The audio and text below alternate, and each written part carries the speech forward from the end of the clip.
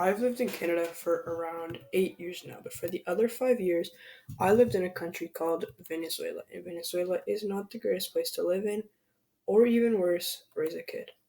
The whole country is surrounded by oil, pollution, there isn't much clean water, no jobs, criminals, and more. Due to the fact that I left Venezuela when I was 5, I thought that Venezuela was a wonderful country with joy and happiness. So when my parents told me we were immigrating to some cold country called Canada, you can probably assume that I was not happy.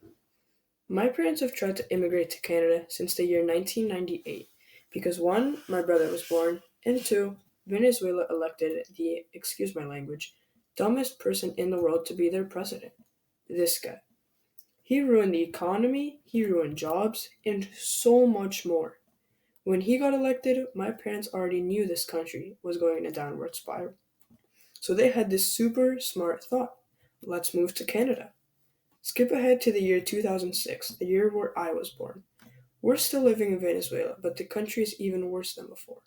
There are double the criminals, less clean water, less homes, more murders, and no medicine for the many, many sicknesses that were already there. My parents knew that it was now or never to go to Canada, and soon enough, they wouldn't even let their own citizens leave their own country. In 2007, my parents asked the government to read over their case to see if they were eligible to move to Canada, because that was the way that they did it back then. Well, guess what? My parents hadn't gotten a response until 4 years later, but the government had let them immigrate to Canada and escape from a terrible government that was soon to destroy the whole country. Skip ahead to the year 2011, and we're in the Venezuelan airport, about to get on our flight and leave behind our family, our home, and our country. Since I didn't want to leave, due to the fact that I thought that it was such a great country, I broke down crying in the middle of the airport. And you can't blame me, I was 5. I would have kept on crying, but my parents stopped me and they told me, Guille, I know you're going to miss Venezuela, but change is good, even if it's hard sometimes. We got on the plane not knowing what we were going to do in 8 years and more. On the plane, my parents were very excited. My brother was very bored. I mean, he was a teenager, so he was going through that whole stage. And I was very nervous. I was not ready to start a new life, and I was not ready to live in a new home and go to a new school. We finally landed and we were very cold. We had not packed for the extreme weather that we had just faced.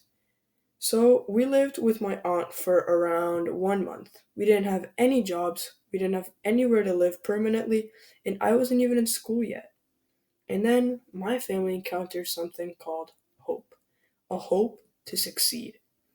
My parents applied for as many jobs as they could, and then they bought a house.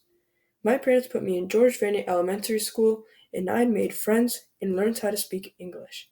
And most of all, my brother had passed grade 8, even though he didn't even know how to speak English. It's safe to say that my family has surpassed many expectations, and Canada had become our brand new home.